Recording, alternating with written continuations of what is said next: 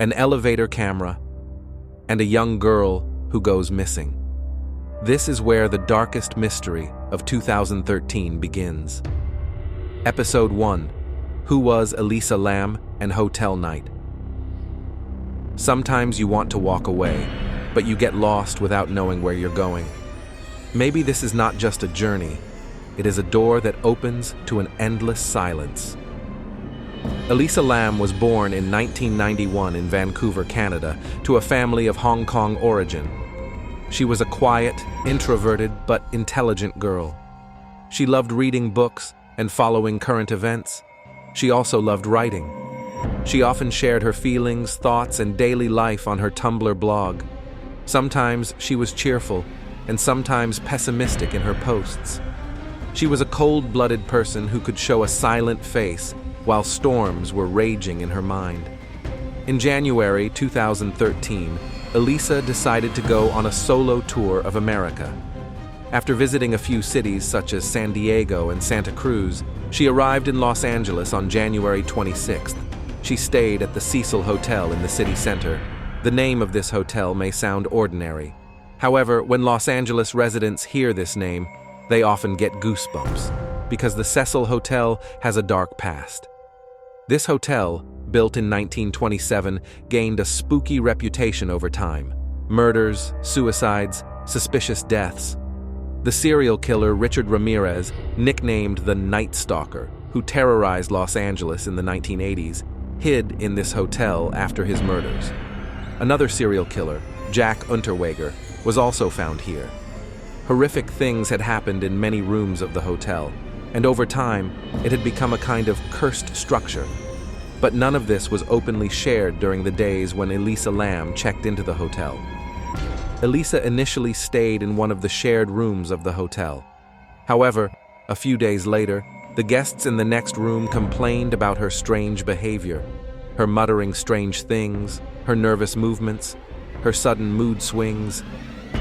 Thereupon, the hotel management gave Elisa a single room. No one is sure what happened in Elisa's last days, but some witnesses say she would stand silently in the hotel lobby by herself, sometimes staring blankly at the walls. It is also said that she was cheerful on other days, chatting with the staff. In short, her behavior was inconsistent and unexpected. And then, the morning of January 31st came. That day, Elisa checked out of the hotel she was supposed to be there. She would regularly contact her family and report where she was every day. But that morning, there was no news of Elisa.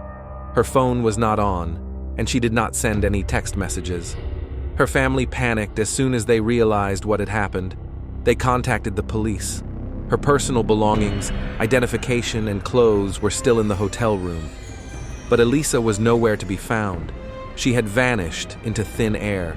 No one had seen her leave the hotel. And so it began. One of the most mysterious and frightening disappearance cases of modern times that remains unanswered to this day. The Elisa Lam story. Part 2: Elevator footage and the disappearance. Sometimes the most visible thing is the most hidden. After Elisa Lam disappeared, the Los Angeles police immediately launched a large-scale investigation. Everywhere was searched, including her hotel room, the surrounding security cameras, the streets, even the hospitals.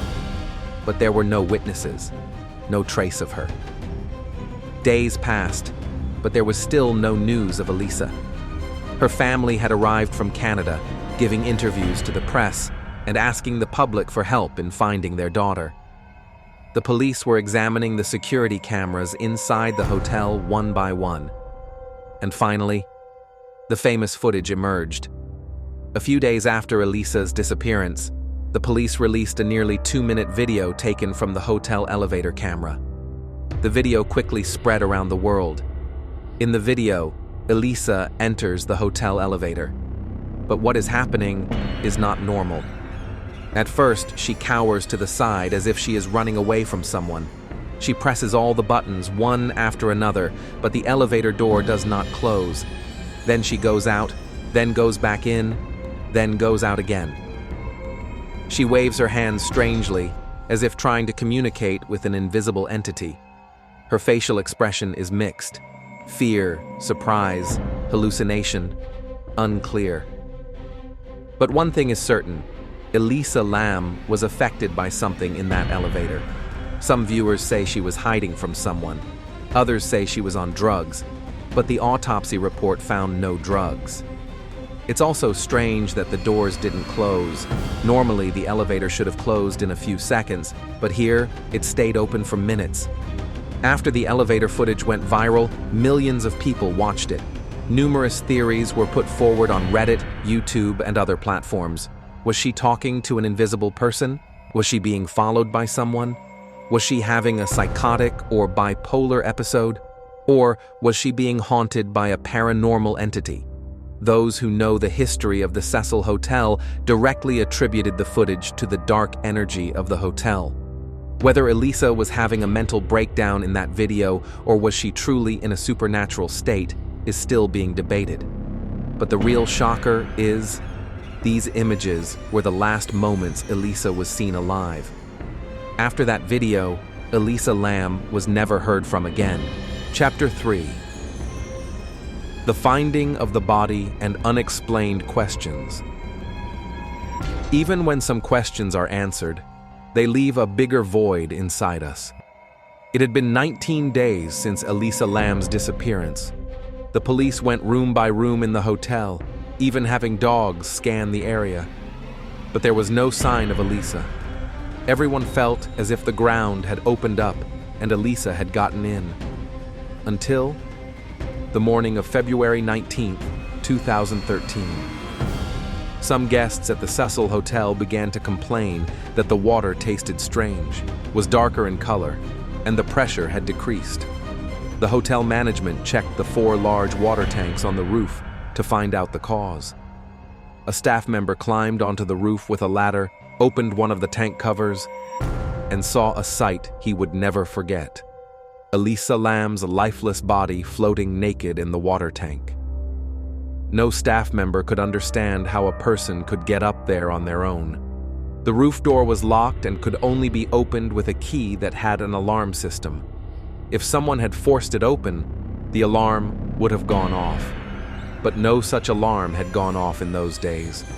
Moreover, the water tank was quite high and its lid was heavy. It was theoretically impossible for Elisa to get up there on her own. The autopsy results were even more confusing.